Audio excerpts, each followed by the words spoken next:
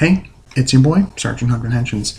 So we are talking about today, episode 27 of Kamen Revice. Another really pretty awesome episode. Again, Revice is just keeping up the hits every episode, the quality, boom, boom, boom, just one right after another, a banger. So this week's episode was really good. We lead off with last episode where Holy Alive debuts and just kicks the ever-loving butt out of Voltega as demons. Even with demons being like overcharged by Vale a little bit, he still beats them. So Voltega runs away with his tail between his legs basically, and Vale leaves the driver leaves the driver behind actually. George takes it. We get a really nice scene there because Vice and Icky are using the, Jakku Vice form or whatever, the Jakku Revice form, whatever it is. Gifu's influence is getting stronger, so it makes him go berserk for a minute, takes over, and Icky's not in control. And it takes Sakura and Daiji together doing a double rider kick to knock him out of transformation and, unconscious basically for a minute to calm him down. So they bring him back, and he's at the bathhouse and everything, and George's there too, talking to them and saying, you guys are be careful, blah, blah, blah. And George is really showing that he does care about them. And more so when the episode continues, we see a bit more with George that I really liked here. But we get this really good scene. First, we get a scene with Yukimi, Mama Igarashi, coming in and apologizing to everybody. And they're like, what? And she's like, for keeping this a secret this long. She goes, we did this to set up a life for ourselves, even changing your dad's name to Genta, so that he could get rid of and kind of forget the awful life he had before, being a walking weapon, basically. And we should have told you guys. We should have been up front, but we wanted to protect the peace and the happiness that we had. And you kind of feel for them with that. It's a pretty poignant scene, honestly. And they really are selling it with the whole family aesthetic to the season. I wasn't sure how that was going to work, because a lot of Rider seasons, you'll have some random family members, but not like an entire family, like a mom, dad, brother, sister, brother, whatever. Like this being the full family, and almost now the whole family being able to transform, which is kind of funny. Hopefully Mama Igarashi gets a chance. It's been really good, and it really has been like decently acted and decently written, and it makes it like, it gives some punch to the scenes and really gives a lot of like grit and grounds the scenes in a lot of reality, because at the end of the day, they're fighting to keep their family safe. They're fighting to keep the world safe for their family to continue and have kids of their own and them feel safe. But yeah, and she also mentions that Genta is with Mr. Boo, being hid somewhere and kept safe. Most likely Vale found him, but we don't know that yet because he just left the driver, and that's all we see of Vale for the episode. So that happens. Right afterwards, we get a really good, because at this time Vice is in control of Icky, and when they do like that, when they all hug together, he like is part of it too, which is kind of funny. But Vice is like freaking out because he doesn't want to be controlled by Gifu, and he's literally like on the verge of tears. He's like super freaked out and frightened and terrified, and shocked that he went out of control and berserk like he did, and he's worried that if it happens, more and more often, that Icky will cease to be, and it'll just be Vice. He doesn't want to lose Icky, because losing Icky means losing himself, basically.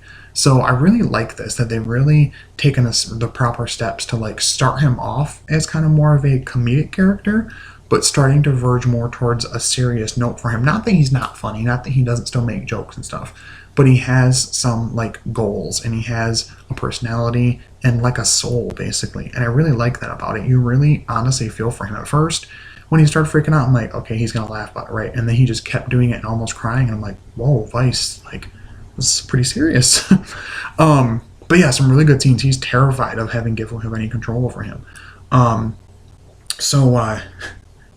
Really love that Voltega lost to Holy Life. It just makes me happy. The goofy Phoenix Commander guy is just like basically feeding his soldiers to the Gifu statue to like speed up, the process. Which is odd to me. I don't know. They've not really given. I don't know. I need more of him as to who he is and why he's part of that group, other than he's been secretly a dead man's person the whole time. But like, he was introduced so late, I don't care. You know what I mean? I don't know. I'm feeling like he's going to get just used up by Gifu, and then we're going to forget about him. Honestly, most impressive villain and most interesting villain right now is Voltega and Gifu to an extent, but we haven't heard Gifu talk or do anything other than make, eat people and stuff. But Voltega has a good scene with the commander where he's trying to like exert control or authority over him, and he's like basically rebuffs him and is just like, talks about his backstory again, how he was always, way more intelligent than everybody around him, and that people ostracized him for it, and that the reason he even joined the Dead Man's is to recreate the world to make it a place that'll be more accepting of his intelligence.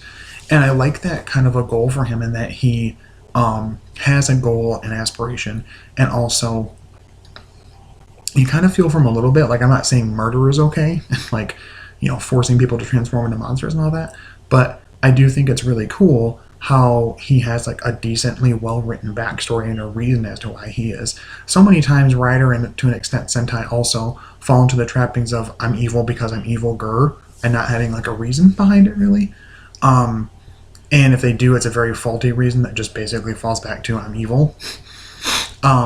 And I really like this with Oteka, because he's like a really interesting villain. He's always ready, like one step ahead for, a backup of a backup of a backup plan.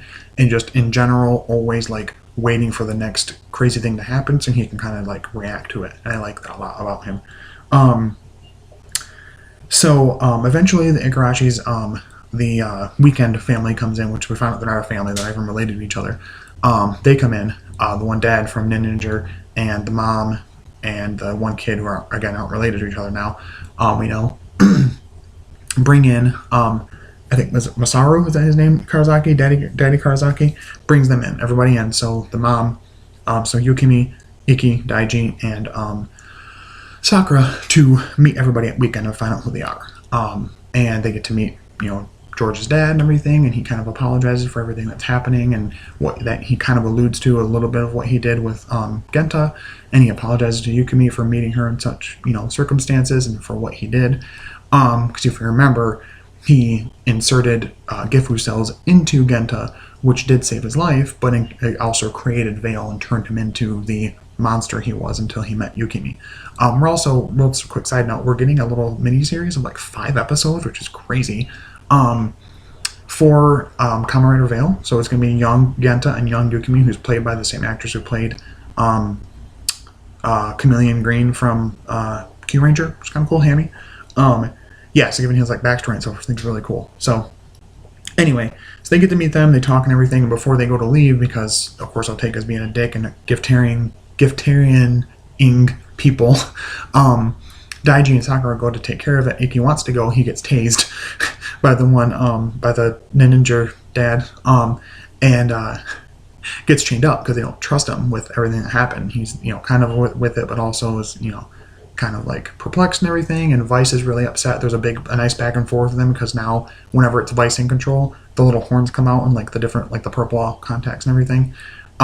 So it keeps stopping between the two of them, and him saying like, Iki, you wouldn't destroy me, right? Like, there's a way that we can coexist, right? Like, I don't want to go. I also don't want to lose you. Like, he's really pleading with Iki that he's terrified of what will happen if Gifu takes full control. And I like this. It really, again, like I said before with the other scene, it adds a lot of depth to his character and really raises the stakes, and I care about what's going to happen. He eventually does break out, and we'll get to that.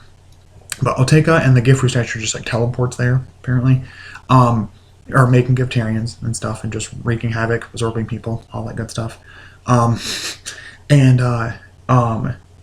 and Sakura come in, they start stopping some of it, but they can't, stop all of it from happening.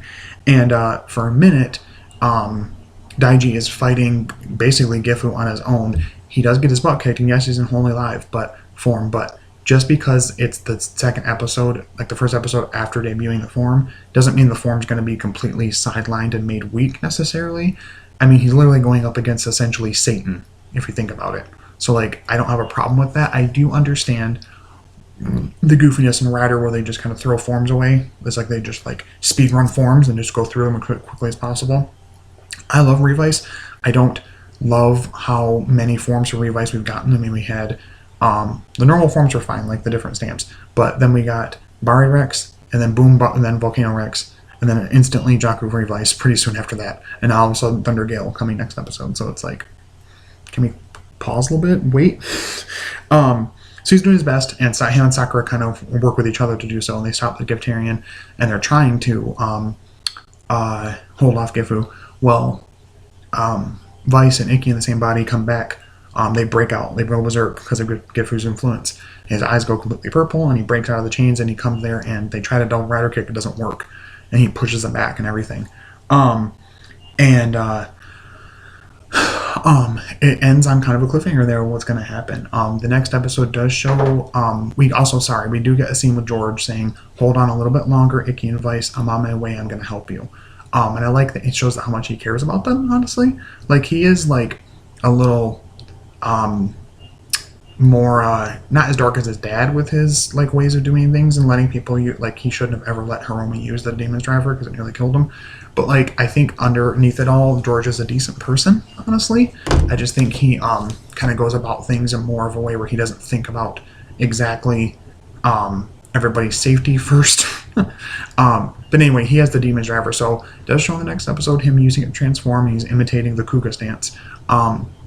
We don't know if it means he has his own demon he's going to pull out, and that's going to go into the driver, and then it's going to try eating him again, like what happened with Vale, or if Vale's going to come back, or if he like modifies it to work without a demon. I don't know, but it just shows him transforming into demons. So I'm hoping that they eventually bring Hiromi back, because I think he deserves to be demons, and Otega can just be murdered or get a different form. I don't care. And we also see for the next episode in like Icky's Mindscape, it's him fighting himself as like when like Vice is in control, but when Vice is in control, instead of Icky's normal body, it's Vice's like suit he wears, like his skin or whatever his body looks like, fighting in their own body. So I'm thinking this is like a mental projection of what's really happening in the real world, because the Thunder Gale stamp is supposed to combine them together nicely and protect them from the influence of GIF. Because it even says like we are Revice or something like that in the episode preview. So it looks like some good stuff. I think Thunder Gale looks cool. A lot of people don't like the color scheme. That's fine. I think it looks decent, and plus it's not going to be that much longer until we get final form anyway. So just overall, this is probably so far one of my favorite episodes of the whole show. I think they did a really good job with the characters. I think they're really working hard to make Vice a decently deep character, and I think, contrary to some popular belief and like people's worries about the show, I really think they're doing something different here with the dynamic than they did with Ankh and AG. I'll eventually do a video on the O's 10th anniversary, I promise. And it's a very different dynamic with them inhabiting the same body in the same space. It's a little unique from what AG and Ankh have. Not that it's different or that it's bad. Theirs is bad, and Vice and Icky are good, but just different. So anyway, thank you so much for subscribing. Thank you so much for watching. All that good stuff. But as always, episode score. Sorry. Absolute 10 out of 10 banger. Love this episode. See you next time. Thanks for watching, and stay hooked on Henshin. Bye-bye.